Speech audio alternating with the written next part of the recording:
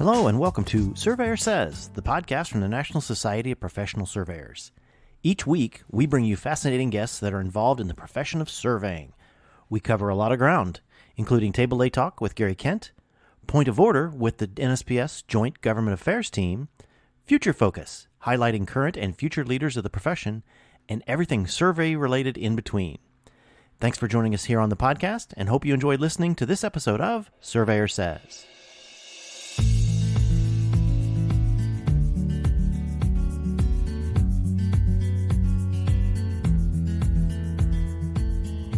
Hello and welcome to another episode of Surveyor Says. This is your host, Tim Burch. And because we're coming off of a long holiday weekend, hopefully everybody had some time over the Labor Day weekend to get a little R&R. We've got several staff members that are off that on some well-deserved R&R themselves, that we thought we'd take a moment to just kind of step back, catch our breath, and share with you a few of the things that are going on and a few of the things that are going to happen. Because there's just so much happening in the profession, at NSPS, within our societies, within just a lot of different places. We thought, you know what, like I said, let's just take a breather here and catch you up on a few things that we think are really important that you know. We really enjoy having our guests every week, but sometimes it's good to just step back and share with you what all is going on, because there is a lot of good stuff going on. Besides some of the earlier conferences we were able to attend this summer, Hexagon, the Esri User Conference, we were down at the Florida Society. There was a very good conference there in Palm Beach. A lot of great people, a lot of great conversations have been going on. But something we just were able to attend a couple of weeks ago. I was able to go out to my first NCEES Annual Meeting. This is back in person after a couple of year layoff, obviously for the pandemic. Was able to get together for face-to-face with their entire boards, all their delegations, all of the licensing boards from across the country, all 69 boards. Quite a number of people. It was amazing the number of people and how things worked over the course of 4 days. The one thing that I want to make sure and share with you listeners is where they're going as far as the surveying testing and the surveying, really kind of laying out where the curriculum's lying, where the laws are lying, and how they're going to be wanting to adjust the testing for licensing down the road. There was a thing they put out a couple of years ago, a poll that they called the PACS study. And what this was doing, this was looking at breaking up the test for the professional surveyor into modules, and the 5 modules that were proposed were a core module, a boundary portion, a PLSS section, a mapping sciences section, which would include hydrography, photogrammetry, anything that has to do with high resolution, high accuracy mapping, and incidental drainage and engineering. Well, interesting enough, based upon the poll results, they're all in except for the incidental drainage and engineering, which kind of caught the 17 states that have incidental drainage and engineering within their statutes that allows the surveyor to be able to do that. Kind of caught them a little bit off guard, and so we'll see if that comes back around, and if that does end up getting included in the module testing that they're proposing to have everything out between by set up and going with computer-based testing by 24 or 25. It'll be a little bit yet, but we've got to get more buy-in from the states and how that's going to work, which states are going to recognize which modules. It's actually, in my opinion, I think it's a step in the right direction, because if you're in a colonial state, why are you learning PLSS and vice versa? And then there are parts of surveying in which you are more of a mapper than you are a boundary surveyor. So there's a lot of things to be said for breaking up into modules. We'll see how it all shakes out. See how the states react and the licensing boards.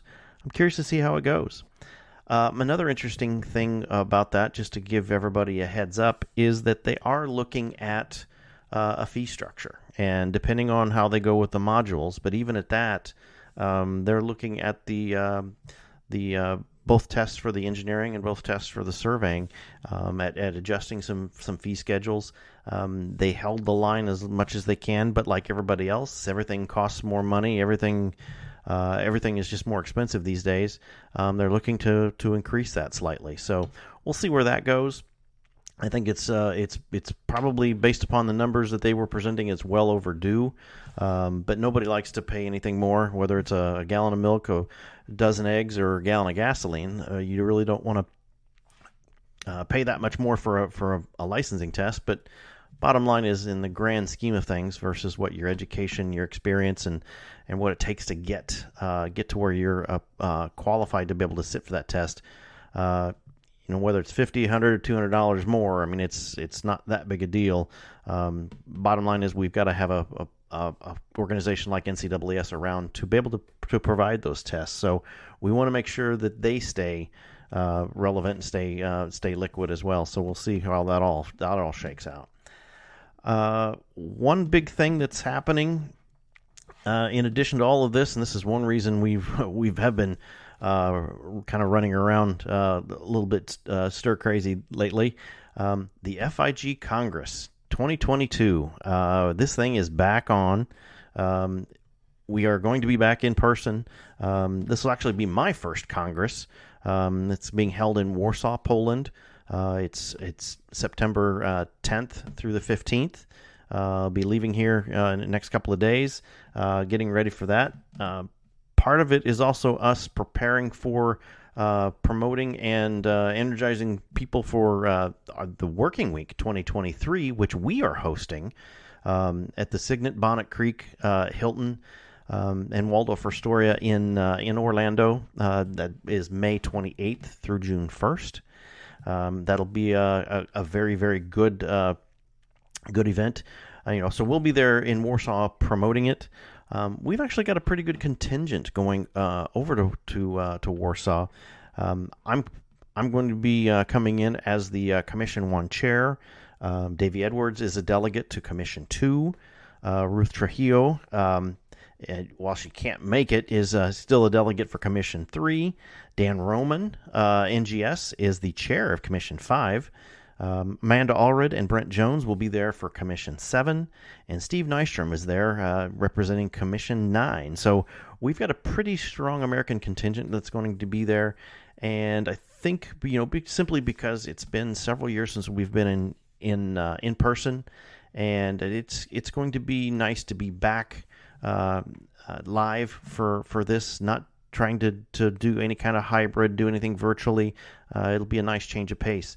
There'll be a lot of good papers presented, a lot of good topics presented, simply because of the amount of technology that's changed and advanced just in the couple of years we've been able to get together. So should be a good interesting event. Like I said, I think people are still a little apprehensive about traveling. Some people are. And the fact that there is still a conflict going on with the Ukrainians and the Russians, that's not that far away, but it should. I think it's a step in the right direction. We're going to be getting back in person, so it should be a very, very enjoyable conference. That being said, like I said, getting wound up for our Working Week in 2023. It will be, like I said, held in Orlando. It's the first time in 20 years it's been on U.S. soil. It's going to harken back to the days of the old ACSM conferences and conventions. It's going to have an international exhibit hall where your big player equipment manufacturers will be there. And the difference here is all of the little guys, all of the small startup companies, all the smaller infill companies with all of this technology that we're getting used to seeing, whether it's remote sensing, whether it's SLAM, whether it's GNSS, all of these things, all of the autonomous vehicles, both on the water, under the water, above the water, on ground, all of this stuff will be on display there. By the suppliers and equipment manufacturers, to be able to come in and see, and really, we don't get an opportunity to get to see a lot of this stuff on U.S. soil. So it'll be great to see that, and it'll also be good to be able to rub elbows with some of our international contemporaries, and really be able to compare notes on how things are similar all the way around the world with the shortage of surveyors, how things are going, the amount of technology that's being utilized, and the different ways you can utilize that to leverage making surveying and the geospatial professions that much more productive and available to the our duties as protecting the general public. So should be a good conference. It's a great venue. A lot of stuff going on right there outside of Disney. If you want to incorporate that with a family trip, I highly recommend it. And we're going to get great room rates for being that venue and that close to Disney too. So it's if nothing else, it's going to be a bargain in that respect. A couple other things going on as far as trips and things. At the end of this month, September 22nd and 23rd, I'm looking forward to this simply because I've always wanted to go, and now it's in my backyard. This Surveyors Historical Society's their Rendezvous 2022, and it's going to be at Harpers Ferry, West Virginia, right there at the where the Shenandoah and the Potomac come together. A lot of great history there, surveying in the Revolutionary War, the Civil War. A lot of great early colonial history there.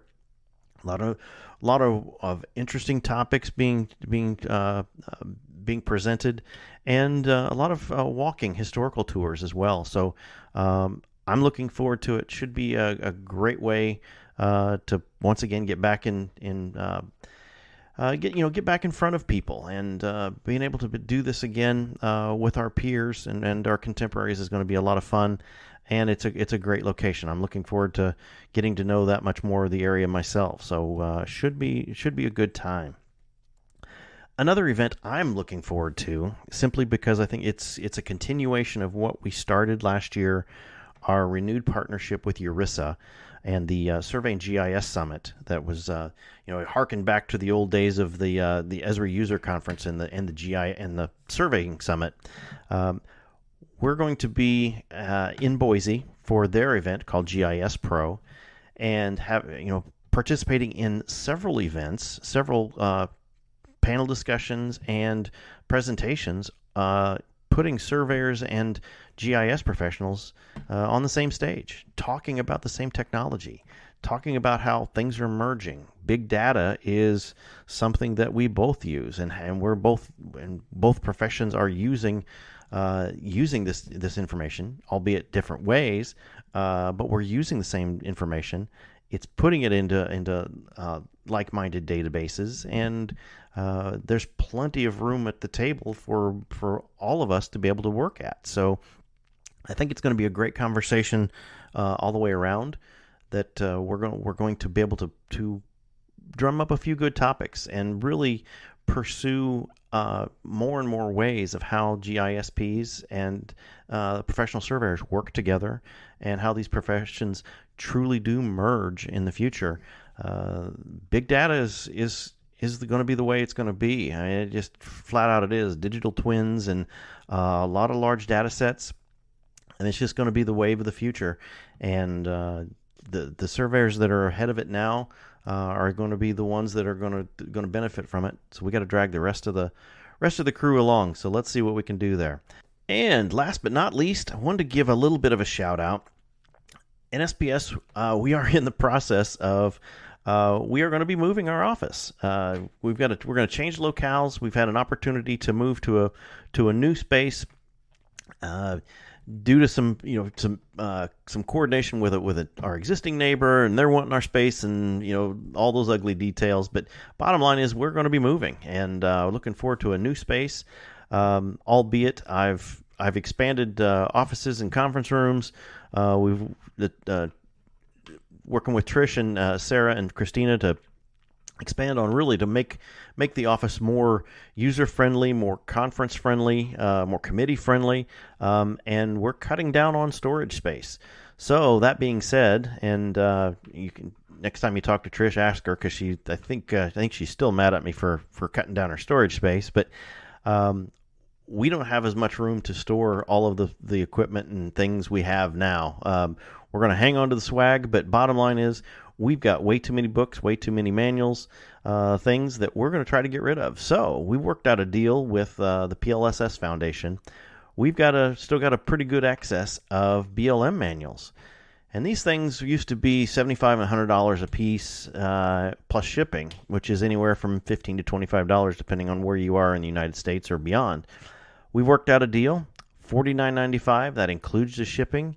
If you need a BLM manual, hardcover, something for your bookshelf, something for your reference, it's a great book to have, great resource. We've got them. I don't want to pay a mover to ship them over to our new place, so we would rather put these in a box and send them off to you for $49.95, and then it's yours. So go to the e-store on the NSPS.us.com, check it out. While you're there, check out all the other books that we do have on there. We don't have nearly the quantity we have of BLM manuals, but we'd sure like to be able to put some of these great books, great reference material in your hands. Another one we do have, and I think we're the only place that can get it now. Illinois has exhausted their supply. Was a surveying book that Dick Bales, an attorney from used to be with Chicago Title, and has been on the ALTA NSPS Land Title Survey Committee for years on the ALTA side. He's put together over a 500-page manual on surveys and easements and title disputes and title issues for the land title surveyor. Great resource. Check it out. It's on our e-store. I think if you're doing a lot of land title surveys, this is the one to have, because this is going on 40 years of Dick's experience of all of the work that he's done with the land title survey committee and community. Well done book, very well done book. So check that one out as well.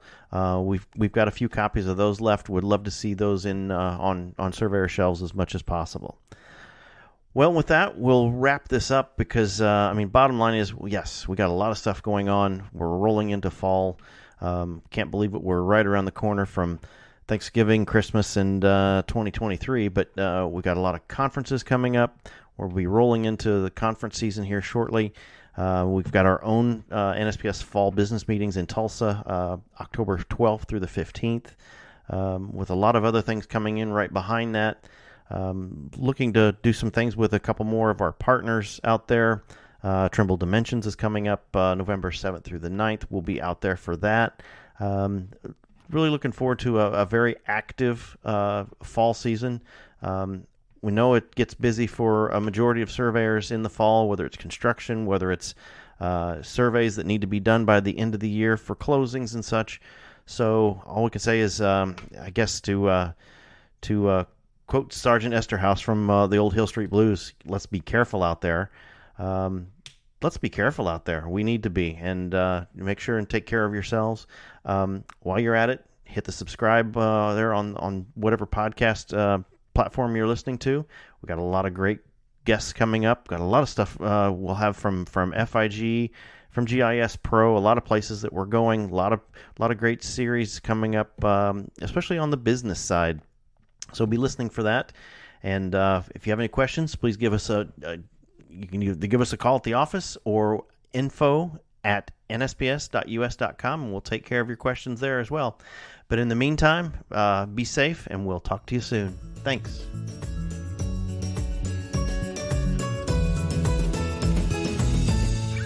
You've been listening to the Surveyor Says podcast, brought to you by the National Society of Professional Surveyors. If you have any questions about today's episode or any other topic, please email us at info@nsps.us.com, and we are here to help. Visit our website, nsps.us.com, to learn more about our association, the programs we administer and support, our sustaining members, and information about future episodes of Surveyor Says. Subscribe to the podcast on iTunes, Apple Podcasts, Google Play, iHeartRadio, Spotify, as well as our podcast host, Podbean. And remember, it's a great day to be a surveyor.